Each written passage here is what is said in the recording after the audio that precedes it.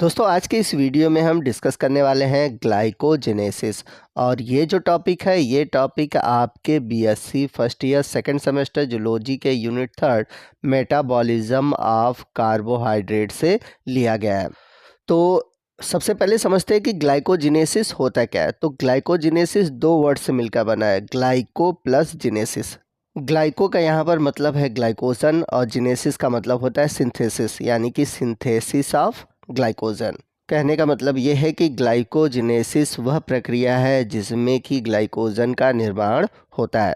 तो यहाँ पर बात आती है कि ग्लाइकोजन क्या है। तो हम सभी जानते हैं जितने भी एनिमल है उनमें जो स्टोरेज फूड मटेरियल होता है वो होता है ग्लाइकोजन। और ये जो ग्लाइकोजन है एक तरह से ग्लूकोज का स्टोरेज फॉर्म है। तो ग्लाइकोजन का जो फॉर्मेशन होता है वो ग्लूकोज के छोटे छोटे कई अणुओं के मिलने से होता है। अगर हम बात करें ग्लाइकोजन के स्ट्रक्चर की, glycogen is a highly branched large polymer of glucose linked along its main line by alpha 1,4 glycosidic bond.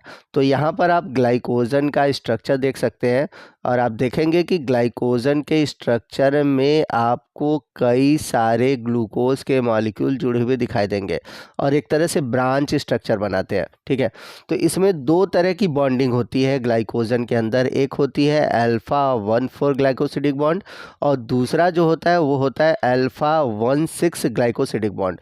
तो जो मेन ब्रांच होता है उसमें आपको अल्फा 1,4 ग्लाइकोसिडिक बॉन्ड देखने को मिलता है, बाकी जो ब्रांचेस निकलती है वहाँ पर अल्फा 1,6 ग्लाइकोसिडिक बॉन्ड होता है।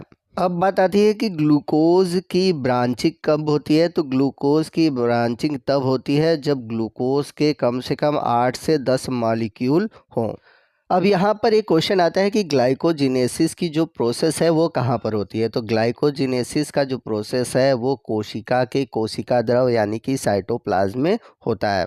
तो ग्लाइकोजन का जो स्ट्रक्चर है आप उसके ब्रांच और जो लीनियर दोनों फॉर्म देख सकते हैं कि लीनियर फॉर्म में कैसे आपको दिखेगा कि अल्फा 1,4 ग्लाइकोसिडिक बॉन्ड बना हुआ है और जो ब्रांचेस निकलती हैं वहाँ पर आपको दिखेगा कि कैसे अल्फा 1,6 ग्लाइकोसिडिक बॉन्ड बने हुए हैं। आइए नेक्स्ट हम बात करते हैं कि ग्लाइकोजन का जो सिंथेसिस है वो किन किन स्टेप से होकर गुजरता है, यानी कि ग्लाइकोजन का निर्माण कैसे होता है।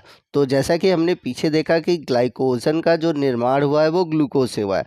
तो कैसे ग्लूकोज के अणु किन स्टेप से होकर गुजरते हैं और ग्लाइकोजन का निर्माण करते हैं। तो सबसे पहला जो स्टेप है वो है फास्फोराइलेशन। उसके बाद दूसरा स्टेप है कन्फर्मेशन। तीसरा स्टेप है फिर से फास्फोराइलेशन। चौथा स्टेप है ग्लाइकोजन प्राइमर का बनना और पांचवा जो स्टेप है जिसमें कि सिंथेसिस होगा ग्लाइकोजन का।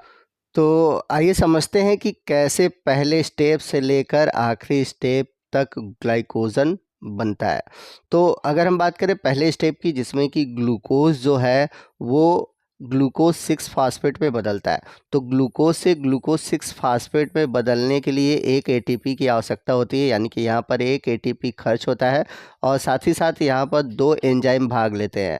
पहला एंजाइम है ग्लूकोकाइनेज और दूसरा एंजाइम है हेक्सोकाइनेज। तो इन दोनों एंजाइम की मदद से और एटीपी के खर्च से बनता है पहले स्टेप में ग्लूकोज से ग्लूकोज 6 फास्फेट। चूँकि यहाँ पर एटीपी खर्च हो रहा है इसलिए पहले स्टेप को हम बोलते हैं फास्फोराइलेशन। अब बात करते हैं सेकंड स्टेप की। तो सेकंड स्टेप में ग्लूकोज 6 फास्फेट जो है वो फास्फोग्लूकोम्यूटेस की सहायता से बदल जाता है ग्लूकोज 1 फास्फेट में। तो ग्लूकोज 1 फास्फेट और ग्लूकोज 6 फास्फेट में अंतर यही है कि ग्लूकोज 6 फास्फेट में जो फास्फेट छठे नंबर पे था अब वो किस नंबर पे आ गया है, पहले नंबर पे। तो यहाँ पर आप देखेंगे कि केवल कन्फर्मेशन यानी कि एक तरह से विन्यास में अंतर हुआ है, इसलिए स्टेप सेकंड को हम बोलते हैं कन्फर्मेशन। चलते हैं थर्ड स्टेप की ओर, जो कि थर्ड स्टेप भी फास्फोराइलेशन ही है।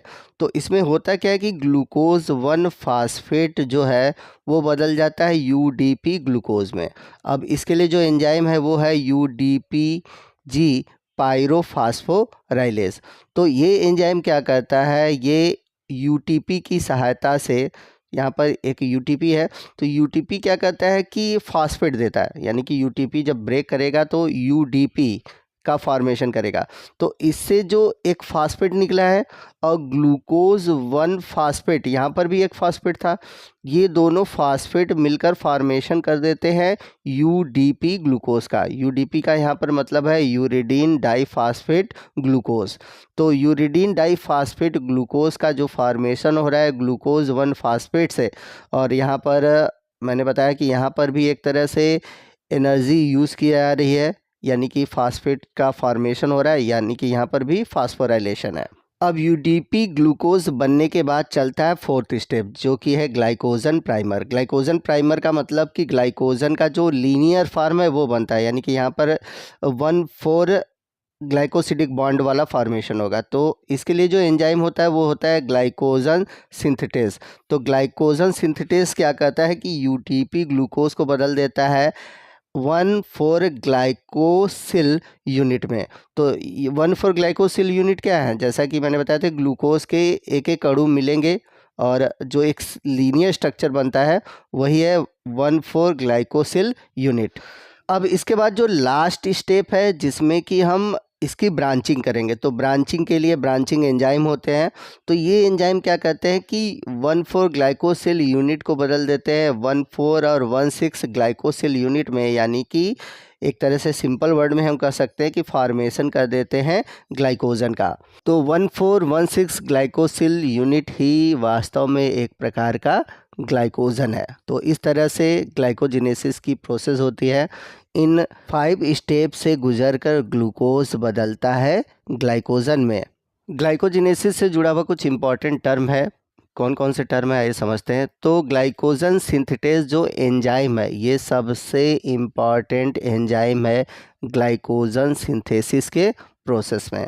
वहीं एक प्रोटीन है ग्लाइकोजेनिन, जो कि करता क्या है कि ग्लाइकोजन सिंथेसिस के लिए प्राइमर का काम करता है, यानी कि कहा जाए तो ग्लाइकोजन के निर्माण में एक तरह से प्राइमर बनाने में मदद करता है ग्लाइकोजेनिन प्रोटीन। तो होता क्या है कि ग्लाइकोजेनिन जो है इसके पास एक टायरोसिन एमिनो एसिड होता है जिसके पास OH होता है, OH समूह होता है, जिसे कि होकर ग्लाइकोजन के मॉलिक्यूल जुड़ जाते हैं। तो ये था कुछ इंपॉर्टेंट टॉपिक जो कि ग्लाइकोजेनेसिस से जुड़ा हुआ था। आप इसको चाहे तो याद भी कर सकते हैं या फिर इसको स्किप कर सकते हैं, कोई इसकी इंपॉर्टेंट नहीं है। बाकी जो पीछे के स्टेप है आप उनको याद कर लीजिएगा। तो इस तरह से हमारा आज का ये जो टॉपिक है ग्लाइकोजेनेसिस ख़त्म होता है। तो आपको आज का ये वीडियो कैसा लगा ज़रूर बताइएगा। अच्छा लगा होगा वीडियो तो प्लीज़ वीडियो को लाइक करिएगा, अपने दोस्तों में शेयर कीजिएगा, और अगर आपको कोई भी डाउट है तो आप हमसे कमेंट करके पूछ सकते हैं। तो मिलते हैं अगले वीडियो में अगले टॉपिक के साथ। तब तक के लिए जय हिंद, जय भारत।